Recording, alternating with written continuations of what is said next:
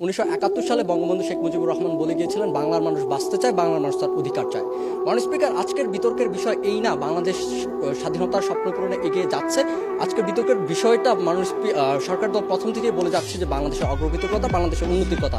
কিন্তু আজকে আমরা বিতর্ক করতে এসেছি বাংলাদেশ তার স্বাধীনতার স্বপ্ন পূরণে সঠিকভাবে এগিয়ে যাচ্ছে কি যাচ্ছে না।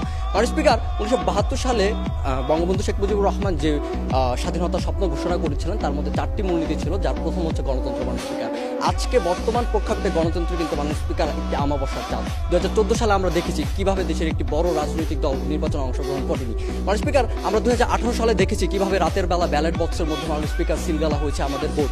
মাননীয় স্পিকার, আজকে যখন আমার দেশের মানুষ তার ভোট দিতে পারে না, ভোটাধিকার তার নাই মাননীয় স্পিকার, ঠিক সেই জায়গাতে যখন আমার বিপক্ষ দল এসে বলে যে মাননীয় স্পিকার তারা স্বাধীনতা স্বপ্ন পূরণে এগিয়ে যাচ্ছে, তখন আমার মনে হয় আজকে আমরা এই সংসদে আসাটাই ভুল। মাননীয় স্পিকার, আজকে স্বাধীনতার 50 বছর পরে যখন দেশের জাতীয় নির্বাচনে 300 আসনে 154টি আসন বিনা প্রতিদ্বন্দ্বিতা নির্বাচিত হয়, আজকে যখন মাননীয় স্পিকার স্বাধীনতার 50 বছর পরে আমার দেশে মুক্তিযোদ্ধারা লাঞ্ছিত বঞ্চিত হয় মাননীয় স্পিকার, আজকে যখন দেশের সরকার বদলের সাথে সাথে মুক্তিযোদ্ধাদের লিস্ট পরিবর্তিত হয়, ঠিক সেই জায়গায় দাঁড়িয়ে আমি বলতে পারি না আমার দেশ স্বাধীনতার স্বপ্ন পূরণে এগিয়ে যাচ্ছে। মাননীয় স্পিকার, গণতন্ত্রের সবচেয়ে বড় কথা হচ্ছে বাক স্বাধীনতা। আজকে তারা বলছে তারা বাক স্বাধীনতা দিয়েছে মাননীয় স্পিকার, কিন্তু আমি আপনাকে দেখাচ্ছি আইসিটি অ্যাক্ট প্রণয়ন করে কিভাবে তারা সাংবাদিক জেলে নির্যাতন করছে, কিভাবে সাংবাদিকদের গুম করছে এবং কিভাবে সাংবাদিকদের বাক স্বাধীনতা রুদ্ধ করছে মাননীয় স্পিকার।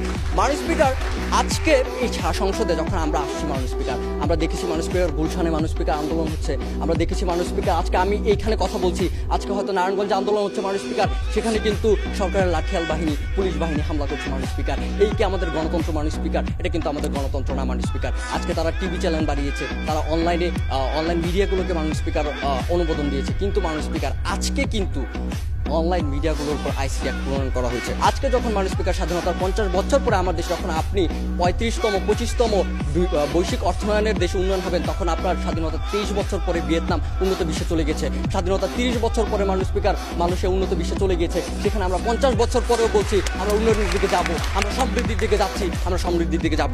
মাননীয় স্পিকার, আজকে আমি অর্থ পাচার নিয়ে কিছু কথা বলতে চাই মাননীয় স্পিকার। তারা বললেন আমরা ঋণ দিব মাননীয় স্পিকার। আজকে যদি আমার দেশের টাকা আমার কাছে থাকতো, আজকে যদি আমার শেয়ার মার্কেট মাননীয় স্পিকার আমার কাছে থাকতো, তাহলে কিন্তু মাননীয় স্পিকার আমরা শুধু মিয়ানমার না, আমরা চায়নাকেও ঋণ দিতে পারতাম মাননীয় স্পিকার। শুধুমাত্র গত 10 বছরে মাননীয় স্পিকার আমার দেশ থেকে অর্থ পাচার হয়েছে মাননীয় স্পিকার 5,30,000 কোটি টাকা মাননীয় স্পিকার, যা মিয়ানমারের বাজেটে দ্বিগুণ মাননীয় স্পিকার। মাননীয় স্পিকার, আজকে টিআইবি যখন আমার দেশ নিয়ে প্রতিবেদন করে 28 আগস্ট 2019 সালে যে বাংলাদেশের সংসদে শুধুমাত্র নামমাত্র গণতন্ত্র আছে, ঠিক সেই জায়গাতে তারা পদ্মা সেতুর কথা বলে, আমরা বলি মাননীয় স্পিকার সমাজতন্ত্রের কথা, তারা বলে মাননীয় স্পিকার তাদের মেট্রো রেল আছে মাননীয় স্পিকার। মাননীয় স্পিকার, আজকে আমরা উন্নয়ন নিয়ে কথা বলতে আসি নাই মাননীয় স্পিকার, আমরা এসেছি বঙ্গবন্ধুর স্বাধীনতার স্বপ্ন পূরণ হয়েছে কি